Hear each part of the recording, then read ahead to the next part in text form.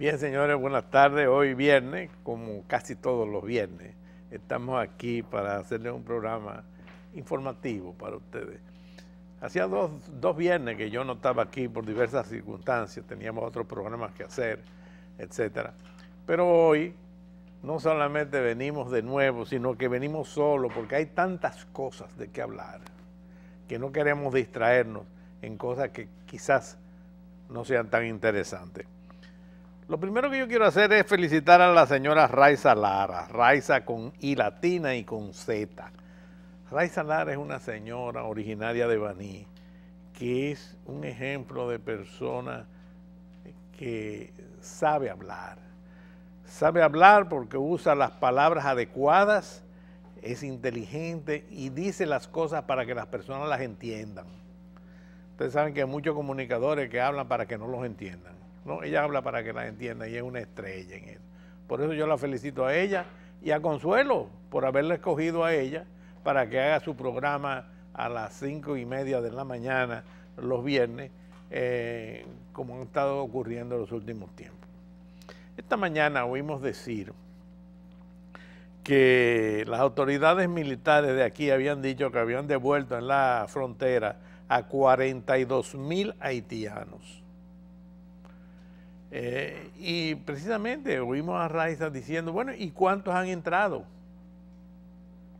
Esa es una pregunta que no sabemos, pero que sospechamos. Después que se dio todas estas cuestiones de las leyes de migración y demás, numerosos haitianos están mandando a buscar a su gente, a sus padres, a sus hijos y demás, para que vengan, porque como en Haití no los documentan, aquí estamos nosotros dispuestos a documentarlo según ellos. No, señores. Los haitianos tienen que ingresar en nuestro país como se ingresa en todas partes del mundo, con una documentación que diga quiénes son, cómo se llaman, y eventualmente aspiramos a que eso se acompañe de lo que acompaña a todos los procesos migratorios, como son, por ejemplo, un certificado de salud, de que no están padeciendo las numerosas enfermedades que nos han traído aquí en los últimos años. Y a propósito de eso, queremos decirles también que hay una vaguada que finalmente viene por acá y parece que va a llover mucho en el fin de semana. ¿Qué importancia tiene eso? Bueno, aparte de que va a mejorarse el calor y que va posiblemente a haber agua de nuevo en el acueducto, hay algo muy importante. Si con esta sequía habían mosquitos suficientes para ocasionar el brote no, esto es una epidemia de chikungunya, ¿qué pasará cuando llueva copiosamente y los hospitales de la ciudad y del interior, como de costumbre, dejen acumular el agua en los techos porque no limpian los desagües que se han llenado, se han tapado con hojas y demás en este periodo de sequía, se llenen de agua para después quejarse de las filtraciones que tienen los hospitales y todos los centros médicos? Lo mismo podemos decir de las escuelas públicas. Todas se le va a llenar y como si fuera poco eso se va a convertir en un criadero adicional de mosquitos que no solamente van a transmitir la chikungunya, sino también el dengue. En los últimos días yo he visto varios pacientes que han venido donde mí supuestamente con chikungunya y al hacerle un hemograma se ha encontrado que tienen un conteo de glóbulo blanco bajo, como sucede con la chikungunya, también con el dengue, y que tienen un conteo de plaquetas bajísimo, lo cual diferencia sencillamente a el chikungunya del dengue. Hay dengue, también hay mucho dengue.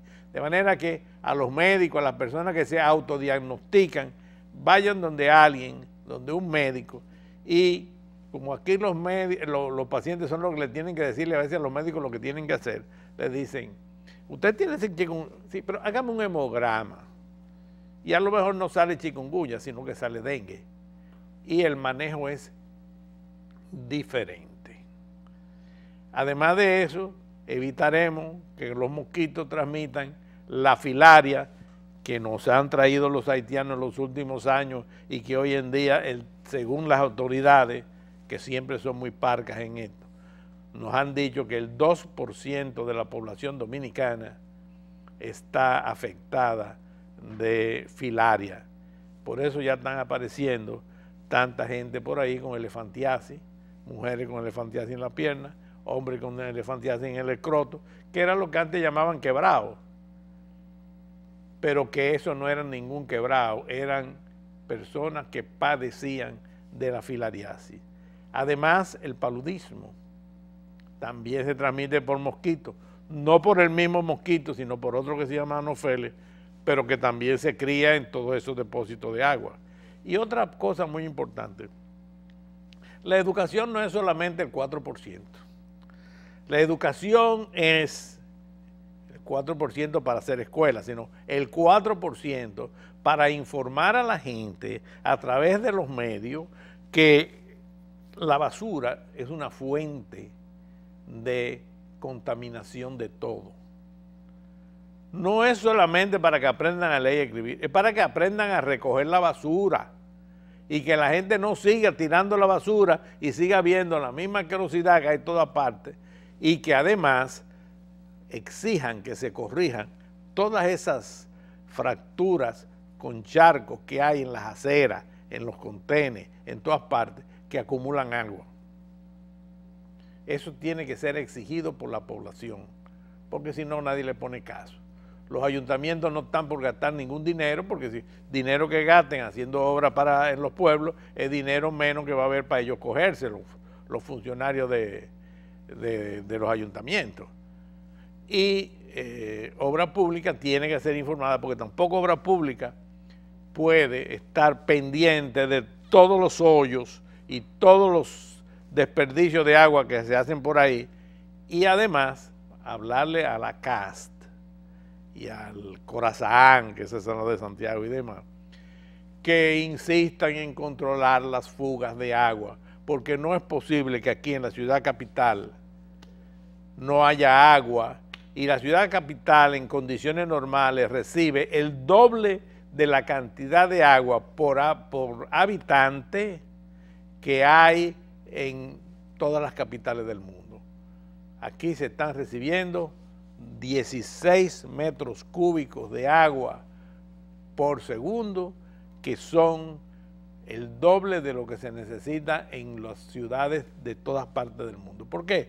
Por los escapes y por el descuido de nosotros, que nos vamos a duchar, abrimos la ducha, nos enjabonamos y después al final nos recordamos de volver a cerrar la llave. No es así. Hay que educar a la gente en salud. Los judíos se hicieron grandes, se hicieron fuertes y son lo que son los dueños del mundo, porque son los que manejan las finanzas del mundo, y hoy en día, siempre ha sido así, pero hoy en día más que nunca, el dinero es lo que está moviendo el mundo. Debo decirle que los judíos, que siempre han tenido que defenderse como gato boca arriba, porque por todas las razones que ustedes saben, de que lo han perseguido, lo botaron de su tierra, tuvieron que repartirse, hicieron ciertas observaciones. Una de las observaciones es que antes de comer hay que lavarse las manos, porque el que se lava las manos antes de comer se enferma menos. Entonces, ¿cómo ellos se ingeniaron para que eso fuese una cuestión obligatoria? Bueno, muy sencillo. Hicieron que eso fuera parte de su religión.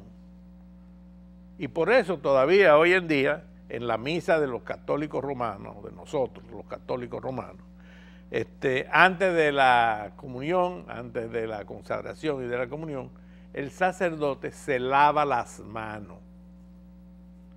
¿Por qué? Porque ese es un rito. Ustedes saben que la mayor parte del ritual cristiano es judeo-cristiano, o sea, parte de las prácticas judías. A lo mejor muchas personas no saben que el Padre Nuestro es incluso la oración básica de los judíos. Pues no solamente lo integraron a la religión para hacerlo obligatorio. Por eso es que hay la costumbre de que debe de lavarse las manos antes de comer y por eso se enferman menos. Tomaron otras medidas. Por ejemplo, ellos observaron que la circuncisión en los niños varones se evitaba que las mujeres, cuando estuvieran en su época reproductiva, tuvieran cáncer de la matriz, del cuello del útero, etc. Entonces optaron por hacer que los niños se circuncidaran al nacer. Y para que se circuncidaran pusieron eso también dentro de la religión. ¿Y qué es la circuncisión entre los judíos? El bautizo. Si usted no está circuncidado, usted no está bautizado. Entonces el bautizado es un rito religioso que se generalizó. Pues vamos a hacer lo que sea la circuncisión. Y me introdujeron la circuncisión y todavía hoy en día hay países donde casi es mandatorio. Cuando nació mi primer hijo en Canadá, que era un país sigue siendo un país muy puritano, muy católico, no me preguntaron antes de hacerle la circuncisión al niño, se la hicieron. Yo después se la hice a todos mis demás hijos, por supuesto, y soy partidario de eso, pero tiene una razón higiénica. Eso es educar. Educar es enseñar para el bien, para la familia, para que todos camine bien. Déjame ver qué más tenía yo que hablar a ustedes. El muro. Se ha hablado del muro.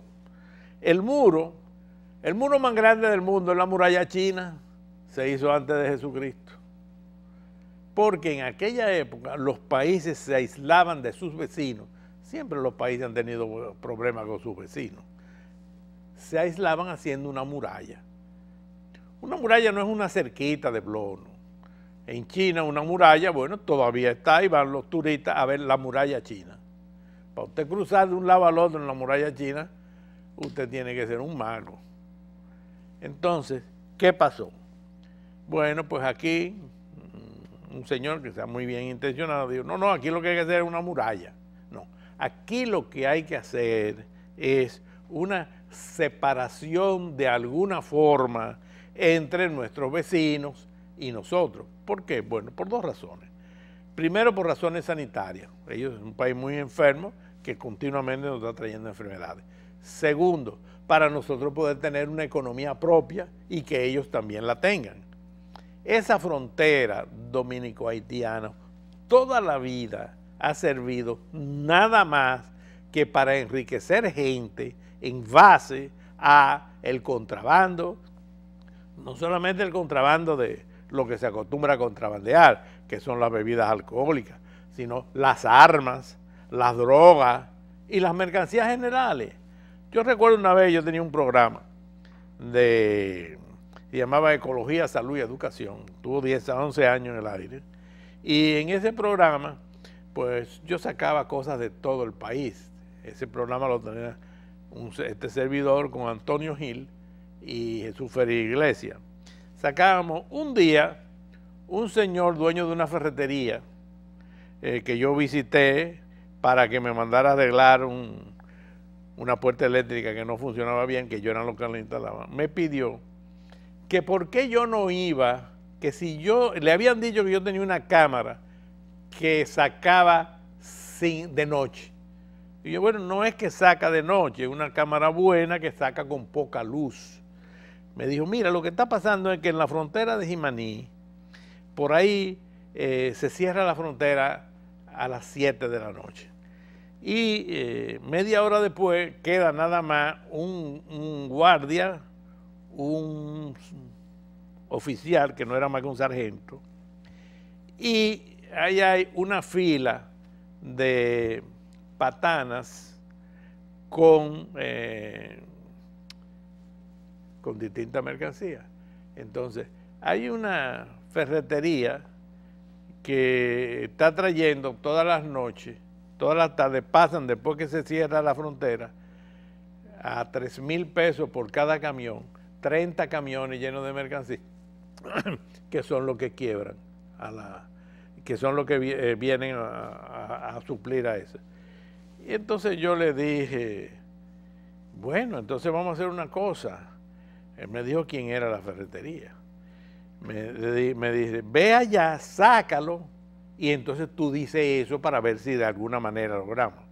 Digo yo, sí, yo lo voy a hacer, pero tú vas a venir conmigo al programa y vas a explicar eso que tú me estás diciendo.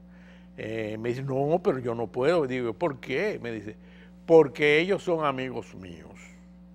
Digo, son amigos tuyos, pero ellos no son enemigos míos. Y además a mí no me están quebrando, es a ti que te están quebrando. Tú vienes y lo dices y yo muestro la cosa. No, así no. Yo curiosamente investigué luego si eso era cierto. No solamente era cierto, sino que además de esos pasaban una cantidad de camiones todas las tardes que eran de una cadena de supermercados, que era de un pariente del que me había hecho esa denuncia. Entonces él quería que nada más hablara de los que entraban en la ferretería, pero los otros no. Pero ese no es un caso único, eso se ha hecho siempre. Entonces hay que controlar la frontera. Cuando yo les digo eso a ustedes entenderán cuál es el volumen y la cantidad de dinero que se mueve en la frontera. Para que esa frontera se selle, es necesario tomar medidas modernas, no hablar de hacer la cerca como la de China. ¿Y cuáles son las medidas modernas? Bueno, las medidas modernas son, por ejemplo, poner esa frontera como está la frontera entre Israel y el Líbano y Israel y Jordania. ¿Cómo están esas fronteras de Israel y el Líbano? Bueno, ellos tienen cada 100 metros un poste que tiene arriba una cámara que gira todo el tiempo y que se alimenta con energía solar, con energía propia de Israel y también con baterías. Y eso está continuamente, entonces ellos tienen cada 10 kilómetros en la frontera una instalación donde tienen una serie de pantallas por cada poste de eso. Entonces esas pantallas, si encuentran un movimiento, se detienen, hacen un acercamiento y se ve en la pantalla. Hay 30 metros dentro de la frontera de Israel, una pequeña cerquita, que no era para que la cerca pare a nadie, sino para establecer el límite, y una carreterita de 4 metros de cada lado, donde ellos ponen al final como un polvo, como de caliche, para si todo falla, ellos saber por ahí entró alguien. Eso está controlado por esas pantallas que están en los búnkeres, eso cada 10 kilómetros, y ellos tienen la capacidad, con unos vehículos que tienen cada 10 kilómetros, porque entonces cada búnker maneja 5 kilómetros al sur y 5 kilómetros al norte, para si es necesario ir con unos carros especiales que tienen para eso, a esos lugares a resolver la situación. Nos pusieron porque yo le estoy narrando esto, no porque yo me lo estoy inventando, sino porque yo fui parte y fui el principal negociador de un grupo de dominicanos que fuimos invitados por el gobierno israelita a ver eso, cuando nosotros le presentamos a los israelitas el problema que teníamos en la frontera. Y nos invitaron y fuimos allá. Y todo esto que yo le estoy diciendo es porque yo lo vi. Y fui entonces allá a hacer esa negociación. En los videos que nos pusieron, por ejemplo, se veía un individuo que tirando un paquete por arriba de eso, que no era de mucho tamaño. Nos dijeron, eso era un paquete de droga que estaban tirando de un lado para el otro. Y entonces se vio en la maleza del lado israelita un movimiento donde se veía que había alguien esperándolo. Naturalmente ellos nos dijeron, interrumpieron ahí y dijeron, no les vamos a enseñar más para que ustedes no vean qué hicimos con lo que estaban recibiendo, la droga del otro lado. De la misma manera ellos tienen la manera de resolver los asuntos porque cada cierta distancia, según la configuración del terreno, hay una torre más grande que tiene ya un mecanismo de represión, tiene una ametralladora 30, una 50, que son capaces de disparar cilindros de gas nervioso que paraliza a la gente. También pueden disparar balas de goma y también balas vivas. Entonces, los que están controlando la frontera tienen la opción de ver qué van a hacer con eso. Es así como se controla una frontera. No hay otra manera. Si quieren hacerlo, ya saben que hay la forma. No solamente hay la forma, sino que en ese viaje los israelitas se comprometieron a financiarnos a 20 años lo que costara poner eso. Eso uno, hablando como los buenos dominicanos, no sabemos si es bueno o es malo, porque yo estoy seguro que aquí, entre la mayor parte de los políticos dominicanos, lo que le interesaría sería hacer los 360 kilómetros de frontera con pedazos de 5 o 6 kilómetros a cada contratista para ganar la consiguiente mordida o comisión, como se quiera llamar, por la obtención de eso. Y esto es una propuesta para que el gobierno de Israel haga ese trabajo y en 20 años haya sido financiado por ellos. No quiero seguir más hablando de eso porque tiene muchas interpretaciones esto. Aquí sí quiero decirle que quiero apoyar públicamente la posición de nuestro cardenal, que no le gusta la actitud que ha tomado el embajador norteamericano en el país. A mí tampoco me gusta. Yo no tengo nada en contra de los homosexuales como tales, es más, le tengo hasta consideración y simpatía. Ser homosexual es un problema de nacimiento. Y de la misma manera que nacen personas con problemas, unos nacen con el síndrome de Down, otros nacen ciegos, otros nacen sordos, otros nacen con problemas mentales, etc. Lo mismo pasa. Ese es un problema propio de la naturaleza humana. Pero tener esa enfermedad no es un orgullo. No hay que ser orgulloso de ser homosexual. Eso del orgullo homosexual, eso es una deformación, porque yo no he visto a nadie alegrarse de cuando le nace un hijo con un síndrome de Down, o ciego, o sordo. Sí los veo que se lamentan y se adaptan, y quieren muchísimo a esas personas, a esos muchachos. ¿Por qué? Porque uno los quiere como todos los padres quieren a sus hijos, y además con cierta pena. Pero yo nunca he visto que a nadie se le ocurra decir, vamos a hacer un desfile del orgullo Down, los que tengan el síndrome de Down, o vamos a hacer un desfile del orgullo de los ciegos. Nadie está orgulloso, todo el mundo los ayuda. Vamos a hacer un desfile con el orgullo de los sordomudos. Tampoco. Y muchísimas otras lesiones por el estilo que hay. Entonces, señores, vamos a ver las cosas con la realidad que se merecen los casos y a poner cada cosa en su lugar. No podemos confundir a las personas. Yo quiero muchísimo a mis hijos, más que a nada en el mundo. Gracias a Dios no me ha salido ninguno con síndrome de Down ni con nada. Si lo hubiera tenido, lo hubiera aceptado y lo hubiese querido tanto o más que a los otros. Pero eso no es que hay que estar orgulloso de los problemas que se le pueden presentar a la persona en el tiempo. Nos están haciendo señas de que nos vamos para arriba. Vámonos para arriba. Cuando regresemos, vamos a poner los teléfonos por si alguien quiere hacer algún comentario. Adelante.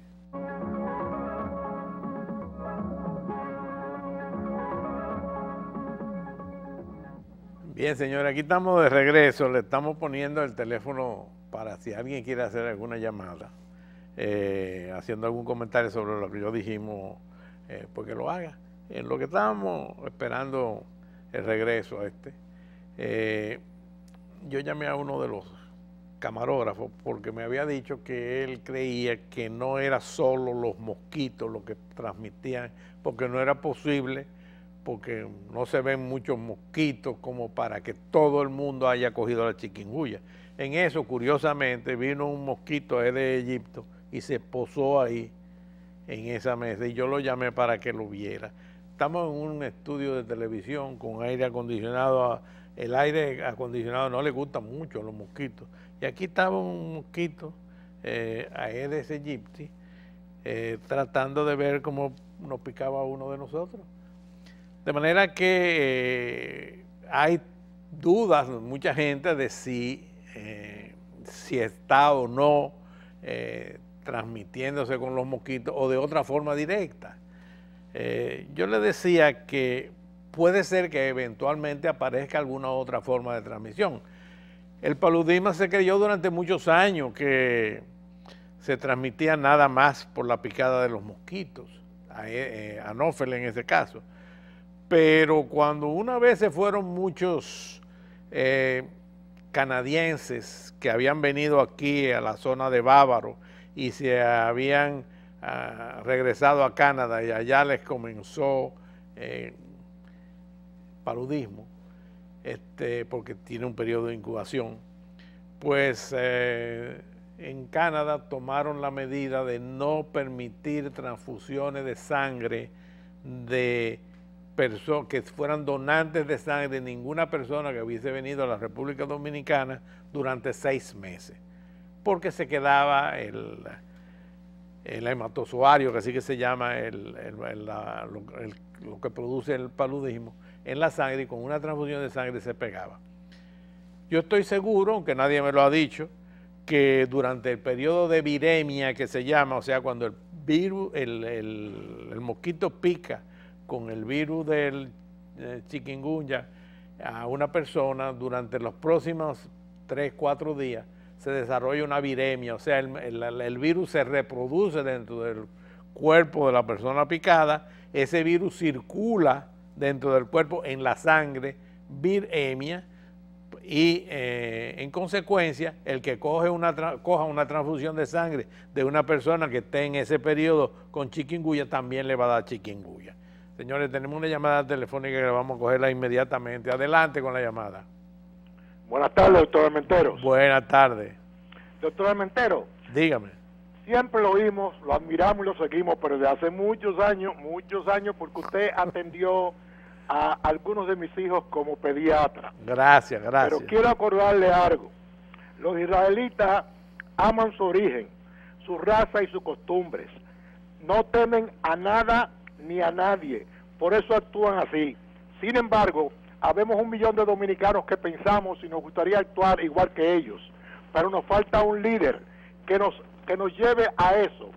Por lo tanto, yo creo que usted debe incentivar a los dominicanos para que creen ese líder, para que el millón que estamos dispuestos a hacer lo que usted dice, lo hagamos. Por favor, puede usted darme su teléfono, un teléfono que yo pueda localizarlo en privado, doctor Armenteros. Sí, cómo no, mi teléfono está en la guía telefónica y demás. De todas maneras, uno de ellos es 565-1471, ese es el de mi casa. Y el celular mío es el 223-2206, los dos con 809. Usted me puede llamar cuantas veces usted quiera. Estoy a la disposición. Ya yo no estoy ejerciendo propiamente dicho, porque yo soy un súper anciano. Tuve 55 años ejerciendo la pediatría y yo creo que ya es la hora. Y entonces a los médicos de niños nos llaman mucho a cualquier hora, entonces uno ya tiene que cogerse las cosas con un poco más de suavidad. Yo también soy un admirador de los judíos. Ay, Dios mío, ahora me están llamando por esto, déjame apagar esto.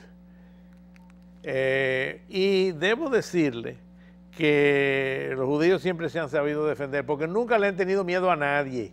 Nosotros, yo no sé por qué le tenemos tanto miedo a los Estados Unidos, a Canadá, a Francia. Debo recordarle que en los últimos años los Estados Unidos se han envuelto en guerra con todo el mundo. Primero fueron la guerra de Corea, y todo el mundo creyó que eso se iba a terminar los 3 días. Tuvieron años peleando y al final todo quedó igual, se quedó el paralelo, una parte en el norte, otra parte en el sur. Después se metieron en Vietnam, un pueblo de unos chinitos ahí muertos de hambre, etcétera, y todo el mundo pensó que se los iban a comer en poco tiempo. No se comieron a nada. Esos chinitos se fajaron, y no solamente se fajaron, sino que todo el mundo recuerda, después de 2 o 3 años y después de haber anunciado en una ocasión, los Estados Unidos ya habían tirado más bombas en Vietnam que lo que se tiraron en la Segunda Guerra Mundial. Y un buen día se vieron las películas de cuando salieron volando y corriendo y rescatando los soldaditos americanos que quedaban en la embajada americana y el juidero, y tuvieron que salir de ahí desgaritados, y ganaron la guerra los vietnamitas. Después se metieron en Pakistán y también salieron con el rabo entre las piernas. Después se metieron en Irak y también salieron con el rabo entre las piernas. Y también se metieron en Irán y también salieron con el rabo entre las piernas. Ahora tienen un lío ahí, Dios sabe cómo va a terminar. Nosotros no tenemos que tenerle miedo a nadie. Nadie gana una guerra ni un pleito en terreno ajeno. Este es nuestro país y tenemos que defenderlo. Y nadie nos va a venir a quitar ese teléfono. Otra llamada, vamos a cogerla. Adelante con la llamada. Pasen al aire. Adelante. Él está hablando ahora. ¿Está hablando? No se oye nada. ¿Quién está llamando? ¿Qué es lo que pasó? ¿Se cayó? Gracias, doctor. Ajá. Le habla el licenciado Ángel Rojas, Dígame, de la zona colonial. Dígame, licenciado. Óigame, doctor, yo quiero donar, yo quiero ser el primer persona que quiere donar 500 blogs para hacer una división entre la frontera dominico-haitiana. Y así como lo hicieron los israelitas, como lo hicieron los chinos, como lo hizo los Estados Unidos para que no se le metan los mexicanos, nosotros no podemos dejar que vengan una ONG a dirigir al gobierno de aquí. Si el gobierno de aquí se quiere dirigir por ONG, ese es su problema. El problema de nosotros es defender nuestro país de invasiones ilegales. Muchas gracias, doctor. Gracias a usted. Yo estoy de acuerdo con lo que usted está diciendo.